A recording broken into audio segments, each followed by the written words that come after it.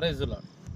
ಪ್ರೀತಿಯುಳ್ಳ ದೇವರ ಮಕ್ಕಳಿಗೆ ಇಂದಿನ ಸಾಯಂಕಾಲದ ವಂದನೆಗಳು ತಿಳಿಸುತ್ತಾ ಕರ್ತನಾಮದಲ್ಲಿ ನಿಮಗೆ ಶುಭವಾಗಲಿ ಎಂದು ಹಾರೈಸುತ್ತಾ ಈ ದಿನದ ವಾಕ್ಯದಾನಕ್ಕಾಗಿ ನಾವು ಆಲೋಚನೆ ಮಾಡುತ್ತಿರುವಾಗ ರೋಮಪುರದವರಿಗೆ ಬರೆದ ಪತ್ರಿಕೆಯಲ್ಲಿ ಅದು 3ನೇ ಅಧ್ಯಾಯ 23ನೇ ವಚನ ನಾವು ಧ್ಯಾನ ಮಾಡುವಾಗ ವಾಕ್ಯ ಈ ಪ್ರಕಾರ ಹೇಳ್ತದೆ, ಎಲ್ಲರೂ ಪಾಪ ಮಾಡಿ ದೇವರ ಮಹಿಮೆಯನ್ನು ಹೊಂದದೇ ಹೋಗಿದ್ದಾರೆ ಎಂಬುದಾಗಿ.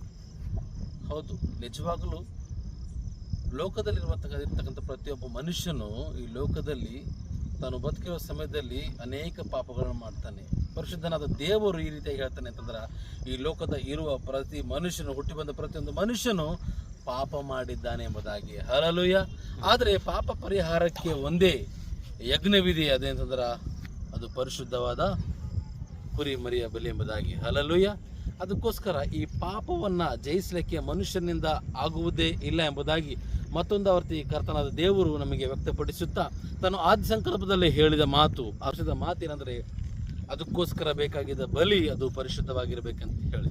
ಈ ಲೋಕದಲ್ಲಿ ನಾವು ಹುಡುಕಾಡಿದ್ದೆವು, ಏನೇನೆಲ್ಲ ಮಾಡಿದ್ದೇವಲ್ಲ, ಅದರಲ್ಲಿ ಪರಿಶುದ್ಧವಾದದ್ದು ಒಂದು ಯಜ್ಞ ಕಾಣಿಸಲಿಕ್ಕೆ ಸಾಧ್ಯವಿಲ್ಲ. ಅದಕ್ಕೋಸ್ಕರ ಕರ್ತನಾದ ದೇವರು ನಮಗೋಸ್ಕರ ಈ ಲೋಕಕ್ಕೆ ಬಂದು ತನ್ನ ಪವಿತ್ರವಾದವನ್ನ ರಕ್ತವನ್ನು ಆ ಕಲುಬರಿ ಶಿಲುಬೆ ಮೇಲೆ ಸುರಿಸಿ ನಮ್ಮೆಲ್ಲರ ಪಾಪಕ್ಕಾಗಿ ಪರಿಹಾರವಾಗಿ ತನ್ನ ರಕ್ತವನ್ನು ಸುರಿಸಿದನೆಂಬುದಾಗಿ ಮತ್ತೊಂದು ಆವರ್ತಿ ನಿನ್ನ ಧ್ಯಾನಕ್ಕೆ ತರ್ತಾ ಇದ್ದೇನೆ. ಪ್ರಿಯರಾದ ದೇವರ ಮಕ್ಕಳೇ, ಈ ದಿನ ಸಾಯಂಕಾಲ ಸಮಯದಲ್ಲಿ ದೇವರು ನಿಮ್ಮೊಂದಿಗೆ ಮಾತನಾಡ್ತಾ ಇದ್ದಾನೆ.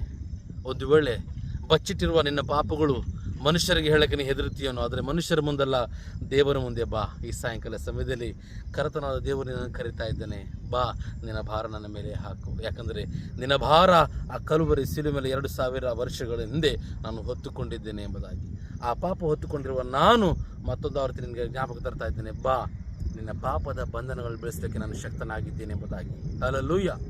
ಆದರೆ ಕರ್ತನಾದ ದೇವರು ಈ ದಿನ ಈ ಸಾಯಂಕಾಲ ನಿನಗೆ ಹೇಳೋದಂಥ ಮಾತೇನೆಂದರೆ, ನಿನಗೆ ಆದರಣೆ ನೀಡ್ತಾ ಇದ್ದಾನೆ. ನಿನ್ನ ಪಾಪದ ಬಂಧನಗಳು ನಿನ್ನಿಂದ ನೀನೇ ಬಿಡಿಸ್ಲಿಕ್ಕೆ ಸಾಧ್ಯ ಇಲ್ಲ, ಆದರೆ ದೇವರು, ನಿನ್ನನ್ನು ಹುಟ್ಟಿಸಿದಂಥ ದೇವರು ತಾನು ಹೇಳ್ತಾ ಇದ್ದಾನೆ, ನಿನಗೋಸ್ಕರ ಒಂದು ಯಜ್ಞದ ಕುರಿ ಆ ದಿನವೇ ಸುರಿಸಲ್ಪಟ್ಟಿದ್ದ. ಆ ದಿನವೇ ಯಜ್ಞವಾಗಿ ಆ ಯಜ್ಞವನ್ನು ದೇವರು ತನ್ನ ಮಗನ ಮೂಲಕ ಸಮರ್ಪಿಸಿ ಸಂಧಾನ ಹೊಂದಿದ್ದಾನೆ ಎಂಬುದನ್ನು ನೋಡ್ತೀವಿ. ನಮಗೂ ಮತ್ತು ತಂದೆಯ ದೇವರಿಗೂ ಸಮಾಧಾನ ಪಡಿಸಲಿಕ್ಕೆ ಪ್ರಭುವಾದ ಯೇಸು ಕ್ರಿಸ್ತರು ಈ ಲೋಕಕ್ಕೆ ಬಂದು ತನ್ನ ಪ್ರಾಣವನ್ನು ಬಲಿಯಾಗಿ ಕೊಟ್ಟಿದ್ದಾನೆ. ಅದಕ್ಕೋಸ್ಕರ ನಮ್ಮ ಪಾಪ ಪರಿಹಾರವು ನಮ್ಮ ನಂಬಿಕೆ ಮೇಲೆ ಆಧಾರವಾಗಿದೆ.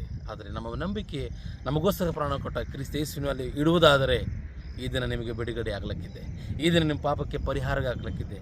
ಬನ್ನಿರಿ ಕರ್ತನ ಸಮ್ಮುಖದಲ್ಲಿ ಈ ಕ್ಷಣವೇ ನೀವು ಬೇಡ್ಕೊಳ್ರಿ. ಏನಂತಂದರೆ, ನನ್ನ ಪಾಪವು ತೊಳೆಯಲಿಕ್ಕೆ ನೀನೇ ಸಾಮರ್ಥ್ಯವುಳ್ಳ ದೇವರು, ನಮಗೋಸ್ಕರ ಸುರಿಸಲ್ಪಟ್ಟ ಆ ರಕ್ತವೇ ನನ್ನ ಪಾಪವನ್ನು ತೊಳೆಯುತ್ತೆ ಎಂಬುದಾಗಿ ನಿನ್ನ ಬಾಯಿಂದ ಅರಿಕೆ ಮಾಡಿ ಹೃದಯದಲ್ಲಿ ವಿಶ್ವಾಸ ಮಾಡು. ಈ ದಿನ ನಿನ್ನ ಪಾಪದಿಂದ ಬಿಡುಗಡೆ ಹೊಂದಿದವನಾಗಿ ಪರಲೋಕ ರಾಜ್ಯಕ್ಕೆ ನೀನು ಬಾಧ್ಯಸ್ಥನಾಗುತ್ತೆ.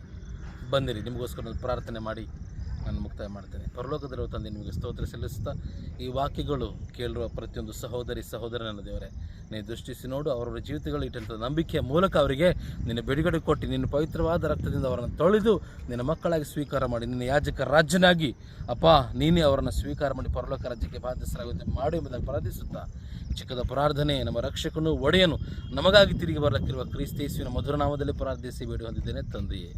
ಆಮೆನ್.